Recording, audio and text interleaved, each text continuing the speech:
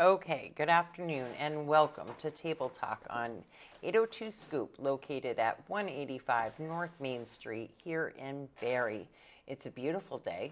The sun is Yes. out at least. It's a little chilly, but not horrible. We're not complaining after all of the heat and dreaded heat Yeah. for a long time that has caused us to be seriously dry. The Yeah. drought is we're in rough shape, bad Yeah. conditions. Just drive around and look at lawns. Yeah.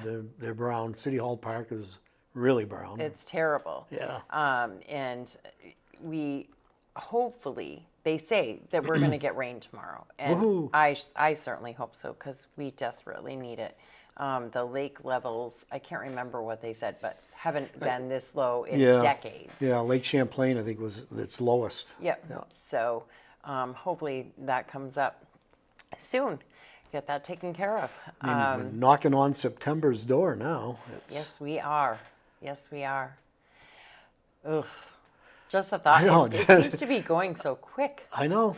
I mean, Seems like we were sitting here talking about Memorial Day activities not too long ago. so in just a week, it'll be 802 Scoops 1 year anniversary. Wow. I'm pretty excited. We've come a long way in a year. We've done a lot in a year. Yeah. We're brushing right up against 2 million views a month constantly, and consistent, and our viewership continues to grow. And we're making changes here all the time, adding new things, doing new things, and I'm just super excited. I'm super excited for the next year. Yeah. Who else gets a chance to sit and say whatever they want on a microphone and talk to people? That's pretty awesome. Yeah. So we're lucky to be able to do that. I'm glad you asked me in. Yeah. Well, it's been great having you, and it's always good too because it may not always show, but you and I probably differ on a lot of things, or you might be, even if we don't differ, you just might be more mild than I am. Maybe a lot milder than I am. Because I just tend to lay it right out there. I know you do. Yeah, and I can't help it. That's what it is. But speaking of that, what the hell is really going on around here? It is, you and I have been talking about it for months and months, and a lot of people have been talking about it for months and months. The quality of life crimes, the quality of life in general here in the city. And it's, we have the people that are struggling with addiction. We have a homeless population that we may not have had. I don't believe that we've had it for all that long. No. I think that it has certainly built up over the last couple of years, especially where more and more and more people are coming. But that goes to the old saying, you build it and they'll come, right? Well, we built it, they came, and now we don't know what the hell to do with it. Yeah. And with the drug crisis, we already had a population of people that we were trying to help with mental health and addiction. And I really felt like we were making some leeway with that. And all of a sudden, bam, we're not. We're inundated. It's over the top right now. And we have people from out of state living here and living in homes. And the people that are homeless are basically peddling these drugs for them, for their own fix, and it's just deepening the crisis all the more. And I don't know what we're going to do. And we're not the only place, No. Just watch the news, pick up a paper. St. Johnsbury's got issues. Yeah. It is. It's they keep telling us this. It's the 91 corridor. It's everything's coming up from the Springfield, Mass area, and it's from Brattleboro to Newport now. It's everywhere. And we do. We have to start cracking down somehow, some way. And even I mean, I'm tired of hearing, well, we got to have empathy. We got to. You can have empathy for the situation and still say, I'm not going to tolerate it anymore. I mean, that's just, you can have feelings for the situation. Even the woman that spoke last night, Alexandra. or when a Tuesday night, Yeah. Alexander, she said, I can feel for them. I can feel for the situation, but we need to do something about these dealers that are, we have dealers that are here, and every time you see an arrest, you see drugs and you see guns. Yes. And it's very true. Usually both of them coincide with Yep. each other. And in the meantime, we're supposed to just sit with our eyes closed and pretend that this isn't a problem. And we've been feeding and we've been housing for years now, for at least the last 5, with the whole COVID thing. And that's not working. No. It's not working. We need help. And if we're going to throw money into something, let's throw money into some treatment. Get some help on the streets. I think first you got to find a way to stop this insurgence. They're everywhere. I mean, this thing, it's not just Green Acres. It's Highgate. It's everywhere. I'll bet you anything, in any neighborhood, you'll find a drug house. Oh, absolutely. And that is what the huge misconception is. People really think that it's not in our neighborhood, not here, not there, and they're wrong. They're very wrong. It has no mercy. It doesn't matter who you are, what your circumstances are, who your family are, how much money you do or don't have, whether you're homeless or sheltered. It can happen anywhere. And not only is it in your neighborhood, more than likely, probably somebody in your family or your immediate friends knows or has been involved in some way. No one doesn't know someone, whether they think so or not. And these big dealers that come up, they're looking for like teenage to early 20s, that get them hooked on it. Yeah. And that's how they get their fix. They peddle for these guys, and they get paid in product. Yes, it's awful. Joe is saying that he thinks that Tom is doing the right thing, and Sue Ann says that she hopes that Tom will get serious, and I think he is serious, and I think that he's been serious for a while, as well as I think some others have been serious for a while. We just haven't had we haven't had a mayor or a council here to support any of that. We've only had a council that supports Tom in his initiatives for 3 months. We just talked about that the other day. I mean, you and Don just barely came on. Yeah. And so really, prior to that, if he said black, they said white. If he said up, they said down. There was never even an in between. There really wasn't a lot of compromising. And now we have a situation where we have people on the same page that want to work towards those things. And we need, and I hate to make it political, but it is. It is. We've seen what has happened, and that means that we need more than 600-700 people to come out and vote come the next election. Yeah. Because that's pathetic in a city that has well over 6,000, right? 8,000, I believe. 8,000. We need people to actually come out. Don't just be a keyboard warrior. Don't just sit in your house and bitch about this, because that's not going to fix it. You need to get your ass out there, get to the poll, and make a difference. If you want to help. Because Tom can't do anything. The council can't do anything without your support. Yeah. And that's the same on a state level. We're in the same situation in Montpelier, where the odds are stacked against us here. And so every time you turn around, there's some sort of roadblock in, we can't spend that kind of money. We're spending it. Yeah. And it's hurting us big time. It's kicking the business owners in the teeth. Businesses are closing left and right. If we don't have a downtown, what's the point, right? What's Right. the point? We just become another repressed community, and Yeah. that's it. We need help. Yeah, we need to step up and set an example. You know, because I think if one town, one city starts to take control, then others will follow. It's just everybody's so afraid of stepping on somebody's toes and hurting someone's feelings. Yep. I agree. I don't, at this point, I don't know what to do really with it all. I have ideas. I have ideas as, a parent of. I have ideas because I've been dealing with this firsthand for 17 freaking years now.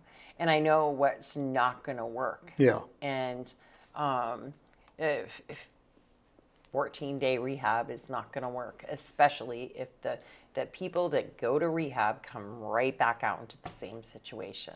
Yeah. With nothing. It's just, it hasn't worked. It's not going to work, and we gotta do something. We got to do something quick. I mean, if you heard Councilor Deering speak, it's going to get ugly. If Yeah. something isn't done, it's going to get ugly. Someone's going to get shot. Yeah. Someone's going to get hurt. We've got to find a way to just curb this, and it's got to be something that happens quickly. Right. And as a state, and Joe references Trump. I think he's referencing here, but it's we can't even worry about what's the DC part of it No. now. We need to literally be right here in our state. We need to do what will count here. Yeah. We need to worry about and focus on what we can do right here. And I think that that's what Governor Scott is trying to do. I think, people get pissed because he's, they don't, I think he's kind of like a middle of the road kind of person. And I think that people get pissed at him a lot of times, thinking that he's not doing the right thing or he should be going along with the president. And maybe he should. I don't know.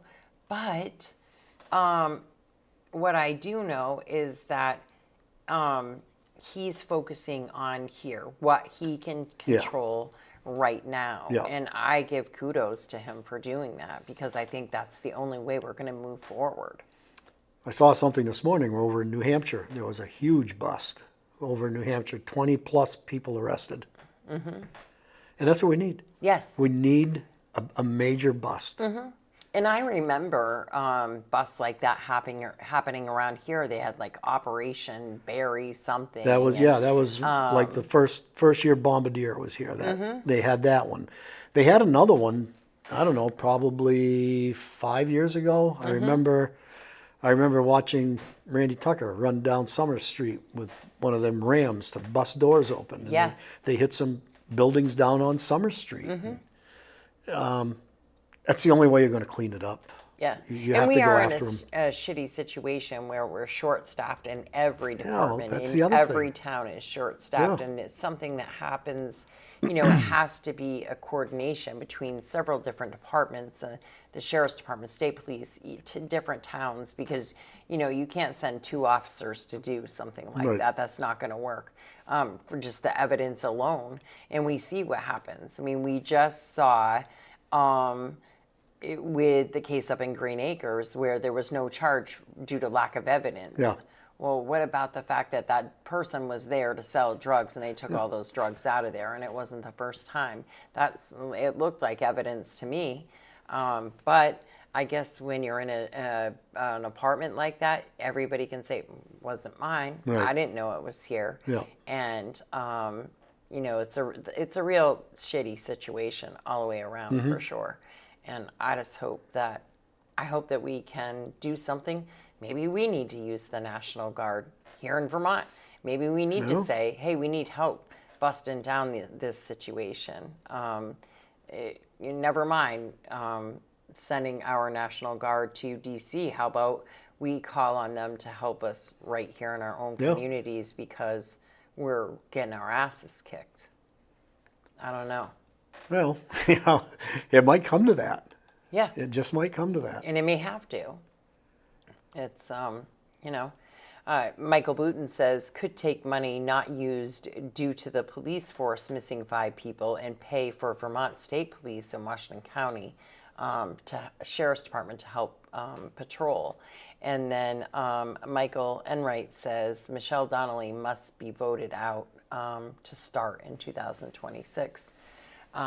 You know, we'll see how it all unfolds, but and that again, then again, you have to get out to the polls, and you have to, you know, talk to your neighbors and people in your community about doing that as well. We have to stop being so just passive about everything and actually do something.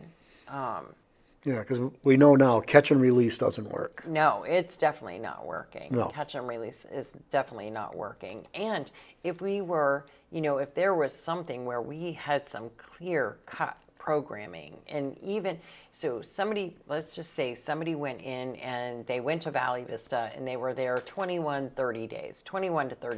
The state Medicaid needs to start accepting people for more than 14 days. So if the state Medicaid was accepting people no less than 30, and then they were released from rehab, but they came home and Turning Point was all set up on South Main Street where you're getting the services that you need, the therapy appointments, the one-on-one, all of those sorts of things. And then we had some sober living homes within the community.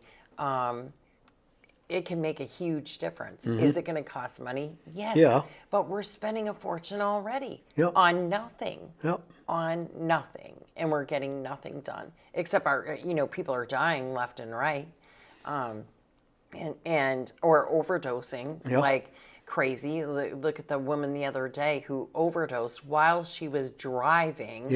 Went down over that bank on Jake Street. Come off Jake Street and cross Prospect Street and down to that little neighborhood is. Unbelievable. That's just, I'm sorry, that's fucked up. That this is what's happening, and it's happening constantly. And so I don't know. It's Michael Booton also says Sumner sentenced 2 years that will be served concurrent with the current sentence that they already have.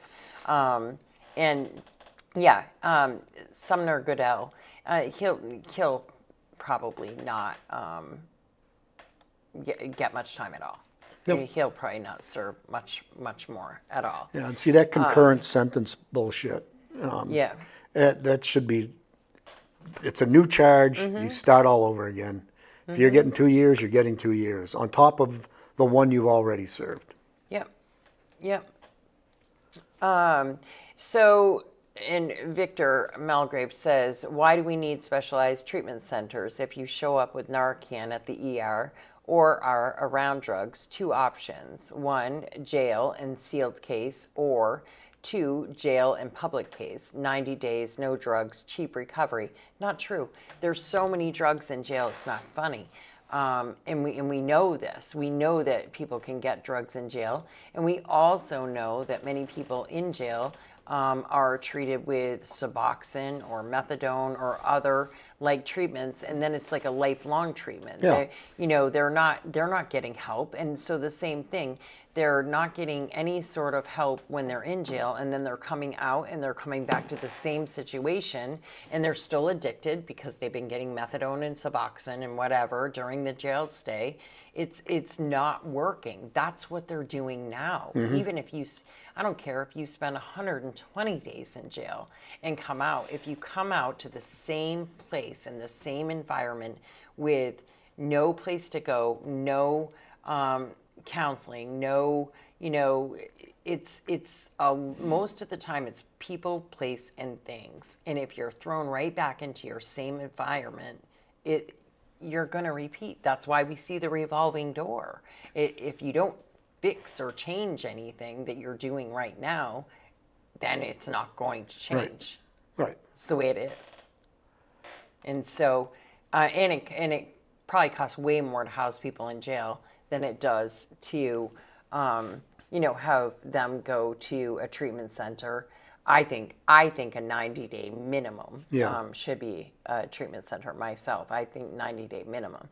But if not, and all we can get out of the state Medicaid program is 30 days, then because the majority of people, that's what they have for insurance is Medicaid. Yep. If that's all we can get, then we need to have something here in the community that we're doing. Yeah. I mean, look at Jenna's Promise in Johnson. They're thriving. Their success rate is incredible. And what they've done is put a sober living home in the community. They have a few of them now, and they have business. So the people work, they pay their rent, they program, they learn life skills. They're getting back on their feet and knowing and learning how to be productive members of society.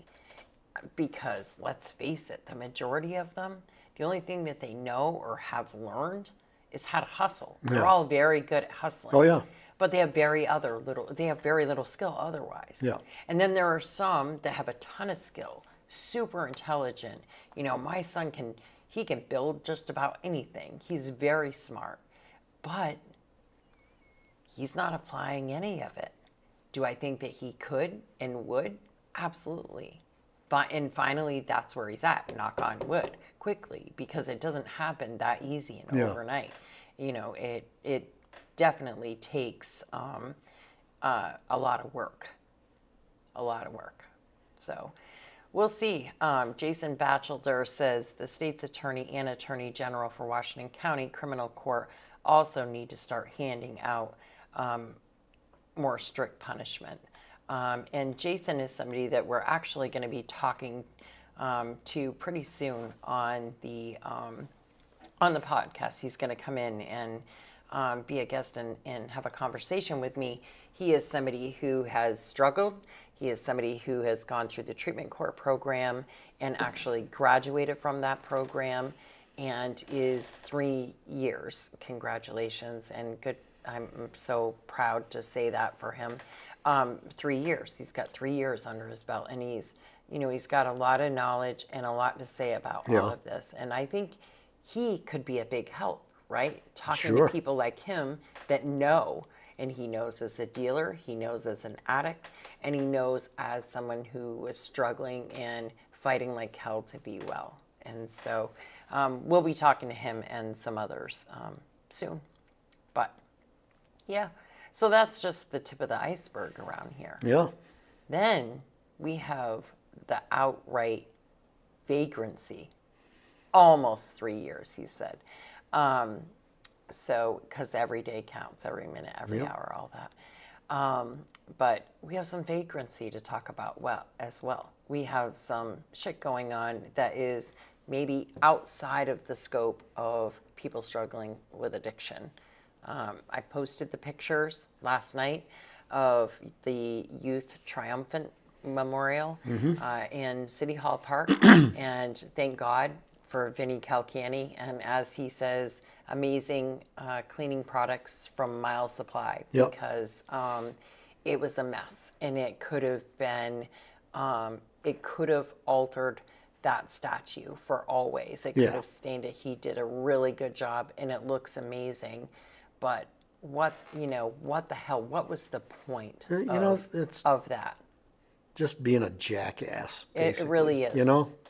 I mean, we just had that thing cleaned, too. Matt Peake did it before Memorial Day. Yep. And then you get some ass clown that thinks it's fun to throw shit on something. Dump stuff all over it. So it's running down it, all over the statue, all down the side and onto the, the granite walkway. And I just, what's the point? Exactly. And I told you earlier, someone did something down at the Italian American Monument down on the corner of Maple and North Main. I'm not sure yet. I heard from someone that something was thrown on that too. I haven't looked at it, but I do know that the city went down and trimmed all the shrubbery around it, behind it, because there was people using it as a shoot-up place right behind the statue. And then they just leave their needles there. They throw crap on the ground. And yeah, it's, Yeah.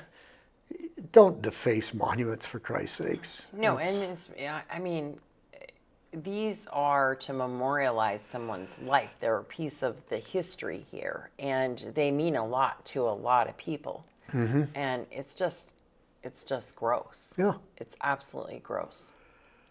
And hopefully that can get cleaned up. That monument can get cleaned up. I've heard a lot of people, that have been really upset about that Yeah. as well lately. And I don't blame them. I mean, even here, we've had problems here, and the amount of security cameras that we've installed and the things that, I mean, this place, we could make a movie really of the shit that has gone on here. Yeah, it's not good. No. It's not good at all. And maybe I will start releasing a bunch of them. We definitely have, we've got the camera in the Yeah. front of the building. We've had that for quite a while, and it spans the whole entire front of our building. And so there's a lot that goes on between 11 p.m. and 5 a.m. Yeah, some of the little clips you've shown me out back. Yeah. Yeah. It's amazing. And out front, it's even like you go, what in the hell is going on? So, and maybe that's one way that we deal with it too, is just being super open about it and Yeah. super vocal about it instead of keep hiding it all. Yeah. Until the police force gets up to fully staffed, I mean, those poor guys and girls, it's a thankless job to begin with. And they're doing their best. They're busting their asses to keep up with things, but it's... And sometimes they feel like it's for nothing. I mean, they, like this incident in Green Acres, you go up there, you do the bus, you do your job, but for what? They're back on the street the next for day. What? We have, a total... there was a community member that we were dealing with for well over a year that was an extreme nuisance to the community, who constantly was, catch and release, catch and release. It wasn't because they weren't doing their job. And then you have one officer who, is put in a shit situation, who was on his own because of the short staffing. He loses his camera, he's waiting for backup, it's not coming, and he loses his cool and to defend himself, and he's gone. But that little son of a bitch that's causing us all the problems, he is just walking around doing whatever. There's no scar on his record. There's no, it was poor him, but he doesn't mean to. But there's this trauma and there's that trauma. Bullshit. Yeah. Bullshit. He was going over and tormenting the people at St. Monica's during the day. Yeah. We're children. We're in school. Yeah. And, I don't know. Well, he was hanging out at ATMs. I mean, we ran into him one night. Yeah, we had the problem. We walked out of a meeting, and he walked right up to an elderly gentleman that was there with us, pushing his oxygen tank, and the elderly gentleman had put his oxygen in. He put his wallet and his oxygen stuff down, Yep. and he was trying to maneuver, get himself into this car, and this, Carbo guy decides he's going to walk up and start tormenting him. And had we all not been there He would've- and dealt with the situation, he would have. Oh, and, yeah. and who knows? He probably would have taken his car and left him there on the ground. Who Yeah. knows? Because he was with Jessica Parlow that night. Yep. Also another repeat offender and public nuisance that just continues to get away with shit constantly. I don't know, but you add all that to a all of the vandalism and all this stuff, and people saying that you can't even leave your garbage outside. You used to leave your garbage outside at night, but then you worried about bears and raccoons, right? So you started bringing it in. Now you can't leave your garbage outside because people get into it and they leave it all over. They leave a horrible mess. Or you can't go to the park because there's needles and you don't want your kids running around. And, we're having to pay staff to search the parks and look for those things and to clean it up constant. And there's garbage all over City Hall Park, even though there's trash cans there. Their breakfast plates from their breakfast that they got at one of the churches in the morning, or their wrappers from the food that they've gotten from the food shelf or whatever. They're just leaving everything a pig pen mess. They don't care. Yeah. Destroyed the gazebo. We had to have that repaired. Mm-hmm. Yeah. It's one thing after another. Yeah. And then the tagging. And I know some people say, you call that destruction of property. Yes, I do. It's not yours. It's not yours, right. It's not yours to paint on. I don't care if it's a bus stop or if it's the front of somebody's house. In my mind, it's the same thing. It doesn't belong to you. You're doing something to it to alter its original state, its current state, what it's supposed to be. You're being an asshole. Yeah. It's not yours to do that with. And you're how old? I mean, come on. Adults. It's sad. Sad. Yeah. And for us, we had the window painted out front for Back the Blue. And I feel very strongly about that. And somebody who really feels like they need our support. They need every bit of community support they can possibly get. Yeah. Just to feel like they can move on. Because I don't want to be Burlington. I don't want to be where, they feel like we're doing some sort of defund the police moment. I don't want that to happen here. I want them to know that we care about them and we care what they're saying. Yeah. So, I had the window painted, and it was on the heels of the night out that was going to happen in the park. And we have the blue light, and and I sell the blue lights, and all of those proceeds are going to go to Christmas for Kids. Another initiative by Jason Fleury and his daughter, and it's through the police department, right? Yeah. They do a lot of stuff and a lot of good. And someone keeps putting this sticker on that says, "Fuck the police, stopped accepting corruption." Well, that's why I say maybe we should release the camera, to let people know that we know who the assholes are, and we know what's going on, and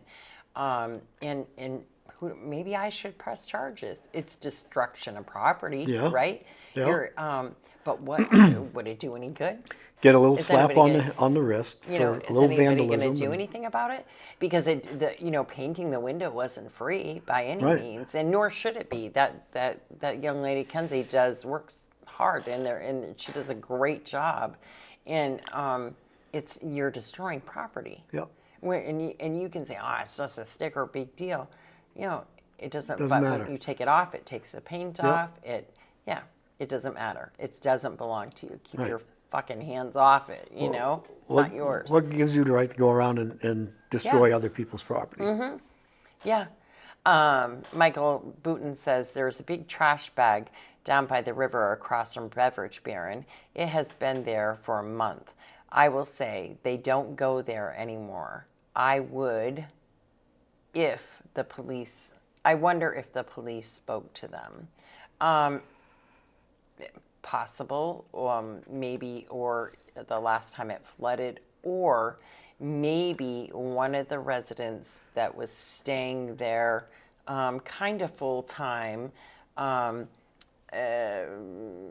he was even, I believed, when he left court, said, "That's where I am." Yeah. That was kind of that's their his address. place of residence. I believe that person may be housed now. I believe that they're. Well, I will say that when I first heard that, I was just like, ugh, about that whole situation. But I will say that I learned that, that person was doing anything and everything he could to do the right thing and get on the right path. And Yeah. he may have been living under the bridge over there, but he was working. He was going to meetings. He was doing everything he could to help himself to get better. Yeah. And he's like, he's there. He's getting there. He's housed. He's trying, and he had a whole lot of expectations on him. And so for him, I'm super proud. I think he's done a great job, because that's not good. everybody would have done that with that circumstance, Yeah. right? Not everybody would have done that. Michael says it wasn't that guy, but that guy was living under that bridge. Yeah. The guy I'm talking But about. I think after the fire under the bridge, I think they cleaned it out. The city crew went down, cleaned everything Oh yes, up. that would make sense. Yeah. Yep, that they said no more of this. But I know where Michael's talking is the old, I think Green Mountain Power still owns that brick building Oh yes. on the right as you're turning onto Blackwell. Yep. And I still see people down on the riverbank there. Yeah, he said there were like 10 people that would congregate down there. Yeah. Yeah, it's we've got a lot of work to do, for sure. And I just, I think that we're in a good place where we're starting to do what we can. Yeah. And and it's not about singling out homeless people. It's about No. getting the damn drug dealers out of the city. And then the homeless can probably start helping themselves. But once they're under the thumb of the dealers, there's really nothing you or I or anyone else can do No. to change their way No. of life. No. And so that's we really need to start working on holding the dealers accountable, Yep. and holding the people that are housing the dealers accountable. Until that happens, you might as well forget it too. I mean, it's just not, it's not going to work otherwise. No. It's just not. No. You have to hold those people accountable. And then you're going to have to put the money into helping the people that want help. If they don't want help, good, go to jail then. But here's an option for you. You can get the help that we're willing to give you, or go ahead and go to jail. Here's a door A and a door B. You decide. Yeah. And hopefully they all choose door A and don't take door B and say, no, I don't want to do that with my life. I'm willing to invest the time in it because you're willing to invest in me, and I want to be better. I really believe that the majority of people that are addicted want to be better. Yeah. They would do anything to be better. The majority, they don't want it to be their life. It is their life. They're not happy. Yeah. They're not happy. I can tell you, my kid sure as hell isn't happy. It's hard, and I can tell you, I'm not happy. It's been damn hard for me. I'm sure it has. It's been hard to watch. It's been hard to deal with. It's been, and I've had to draw some hard lines as a parent to say, I'm not going to accept this shit from you anymore. And while trying to be supportive at the same time. And that can be super tough. Yeah. That doesn't always come easy. How do you support and be a, hard fist at the same time? It's possible with help. I needed help too. I think that we ought to do what I've seen posted on Facebook a few times. I think we should get those signs that say that we put up in different towns and on people's lawns, that people start using those lawn signs that say, we're not tolerating this. See something, say something. Yeah. Drug dealers not welcome. Blah blah blah blah blah. Yeah. I think that we should start posting those up all over the place too. I bet you Val would make them up for us. Sure she would. I bet she'd be happy to. Yeah. It's not a bad idea. No. You know. And make it as uncomfortable as possible, like Yeah. Tom said. Like we talked about earlier, we've got a few people in the city that, you know, in a certain neighborhood that ask for a meeting with police, city council reps about what's going on in their neighborhoods. I'd like to see more of those and get, you know, these neighborhood watch things, you know, they do work. If you do them right, they work. If you got people with their eyes out, you know, keeping an eye on things. But I think once we got to get the police department back up to a full staffing. Oh, yeah. Yeah. But in the meantime, everybody in the city has eyes, and if you see something, you gotta report it. I know everybody says, "Well, we called the police and nothing happened." They're short-handed. They're handling hundreds of calls a day. Don't give up on them. No. And not only are they short-staffed, they're not supported. They're not getting the support that they need through the criminal justice system. They're not getting they're not getting what they need. They're frustrated. Right. You run somebody They in. have no backup. No, they run somebody in. They go to court the following day and they're released. Yeah. I don't know. I don't know what we're going to do, but we got to start working together to make it happen. And but I say it all the time. People laugh at me, but sitting around the fire singing "Kumbaya" is not working. It hasn't worked. It's not going to work. We got to work together in a different way, in a different manner, and we really have to start putting our foot down and saying this is what we will and will not tolerate. And then we need to stick to that. It's kind of like, you know, when you say to your kid you're grounded, and then 3 hours later you give in on it. Yeah. No, what you say is what you do, and you stick to it, and you work together to stick to it and stay at that plan. So we'll see. Anything else that you can think of that we should be covering before we head out? Just that it's Labor Day weekend. It is Labor Day weekend. You going to camp?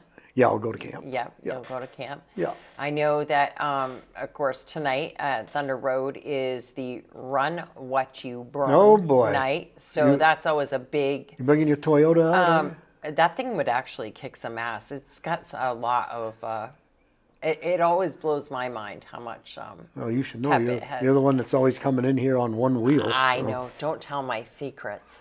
I do. I drive a little too fast a lot of times. I'm always rushing.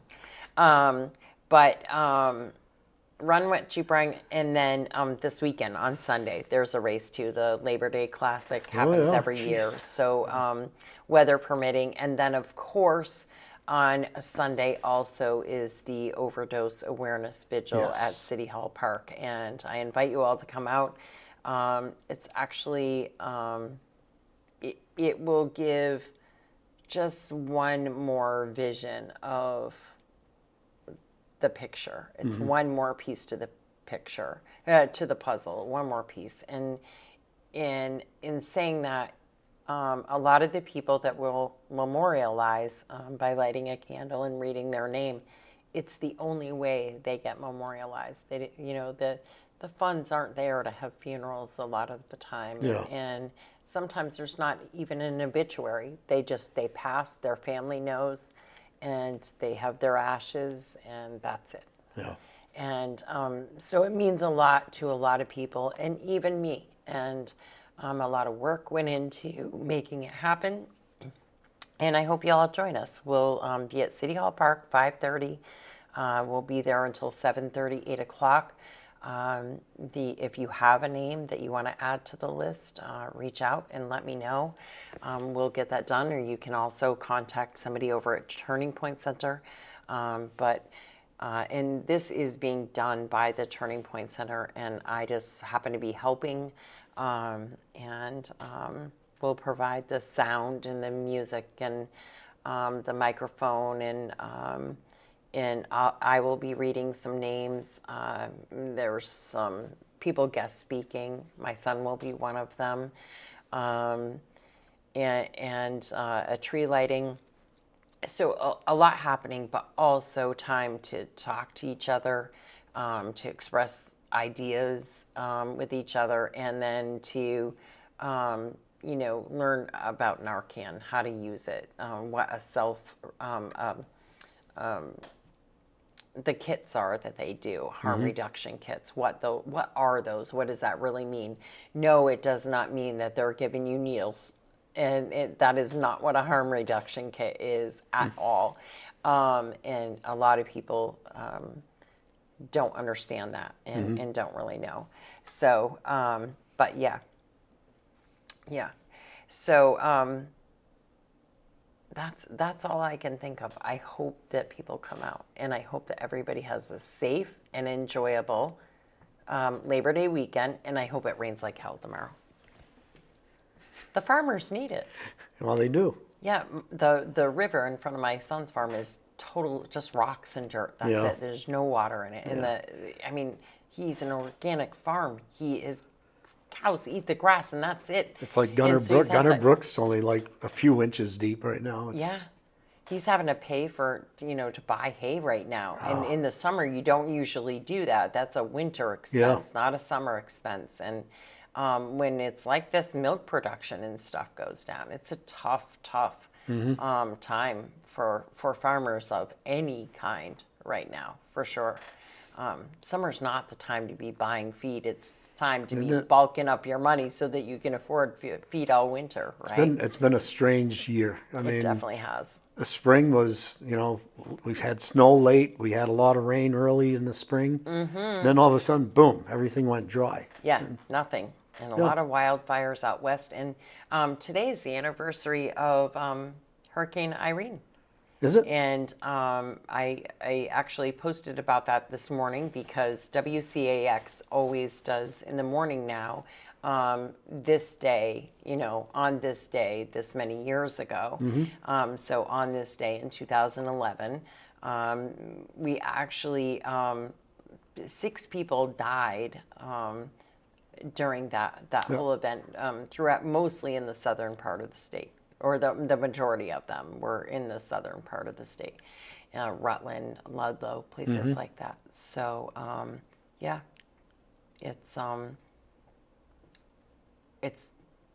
we've had a lot of really serious, shitty weather events for sure. Yeah. And this is just another one of them, right? Yeah. Weird stuff. Michael says the Brook by Courier is bone dry. Michael, we got kicked out of Facebook. I don't know why. But our video totally stopped. I don't know if it ever picked back up and started again, but we got kicked out of Facebook. And I'm not showing that we're live on there now, so it had to have just not started again. So maybe you can take this video from YouTube and upload it. Leave the video that's there, but upload this one in its entirety so that we didn't leave anybody hanging. I believe that Michael and I will be here with you tonight at 7. I don't know if we'll be in the studio or if we're going to be remote. Really? Sometimes I think that he likes to be remote because then I won't know if he's muting me. Because he's got control of everything, and I'm like way up on the hill on one side of town. He's on the hill on the other side of town. And he could just like totally mute me, and I wouldn't even know it. I think that's why he likes to do the remote thing. Yeah. Yeah, because then when I'm going to say something that makes him cringe and his eyeballs get as big as saucers and he's sitting over here with like this, I wouldn't even know it. He could just cut me right off and I wouldn't even know it. Little shit. He is. He is. So we'll see you all later. Have a great day. Take care. And Jeff and I will see you on Tuesday of next week. Yep. Sounds good. Have a great time.